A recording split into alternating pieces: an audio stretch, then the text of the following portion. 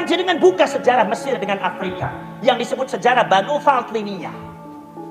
Kebetulan Banu Fatimiyah ini, yang mendirikan Banu Fatimiyah ini namanya sama dengan Ba'ali, Ubaidillah bin Ahmad.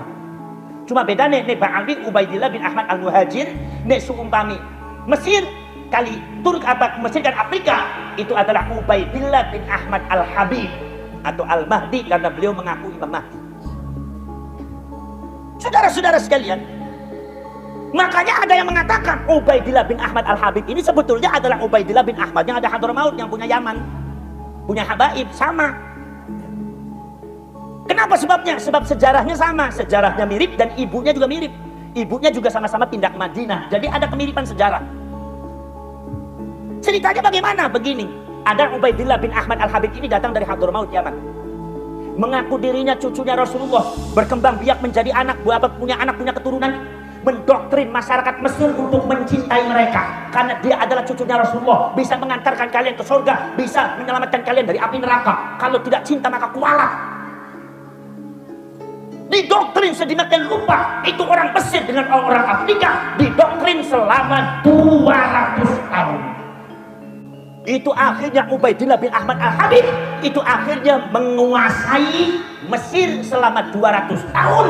Yang pertama kali dikuasai adalah pos-pos yang strategis sehingga orang Mesir dan Afrika jadi lumpuh kekuatannya. Sejarahnya dipalsukan, makam-makamnya dipalsukan, tokoh-tokohnya dipalsukan. Ada tokoh-tokoh yang sekitar kebesaran ulama Mesir dan ulama Afrika dipendam. Yang ditonjolkan adalah keluarga-keluarga dari Banu Fatimiyah, Syiah Imamiyah, yaitu orang-orang Yahudi dari Muhammad bin Sulaiman atau adalah Ubaidillah bin Ahmad al-Habib ini. Akhirnya saudara-saudara sekalian 200 tahun ketika pos-posnya sudah dikuasai oleh mereka, masyarakat Mesir lumpuh, Afrika tidak bisa berkutik, tidak punya tenaga.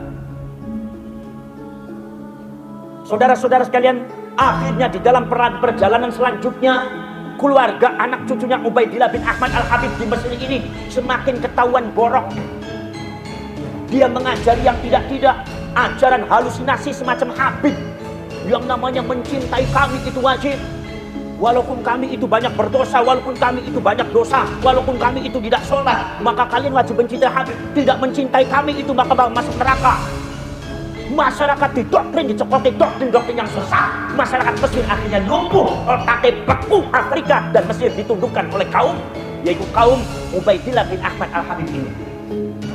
Saudara-saudara sekalian, ini doktrin-doktrin yang ditulis dalam buku-buku mereka itu dibakar oleh Salahuddin al-Ayyubi pada waktu diturunkan, pada waktu ditundukkan. Itu saudara-saudara sekalian, doktrinnya itu mirip-mirip Habaib yang ada di Indonesia.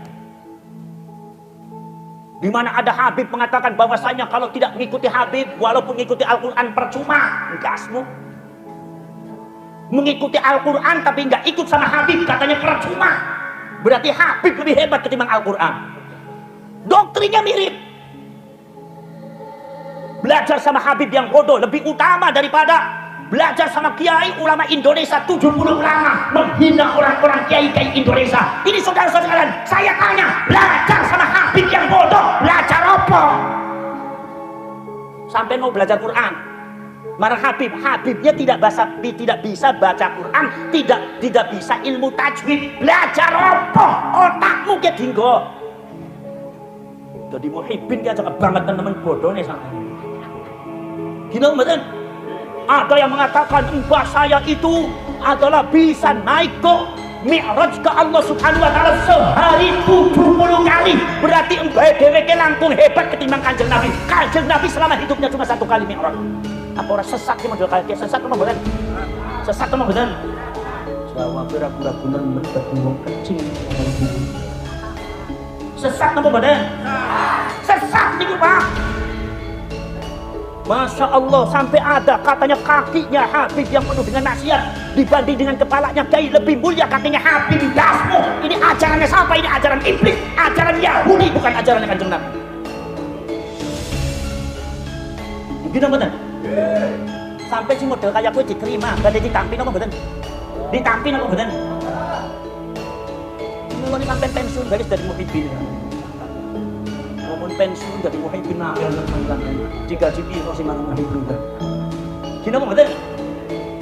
Banyak akhirnya di antara mereka bercerita-ceritanya yang halusinasi. Ada yang mengatakan mbah saya bisa memadamkan api neraka jahanam. Memadamkan api neraka jahanam. Solo kebakaran ora bisa ngapeni sampe iki. Yang terjadi di Indonesia hampir sama dengan yang terjadi di Mesir dan Afrika. Penundukan masyarakat dengan doktrin-doktrin yang batil. Yang terjadi di Indonesia hampir sama dengan Yahudi ketika menundukkan Palestina. Sekarang Palestina menderita puluhan tahun tidak selesai penderitaan kemanusiaan. Akibat apa? Dibohongi oleh orang Yahudi, pemalsuan makam, pembelokan sejarah. Jangan dianggap remeh. Habib sing model kayak kowe jangan dianggap remeh. Ini jelas ada agenda terselubung untuk menyergap orang Indonesia, pengen menguasai Indonesia. Hati-hati kita. Kalau kita tidak punya arah ke situ, tidak punya pikiran ke situ, ceroboh dan sampai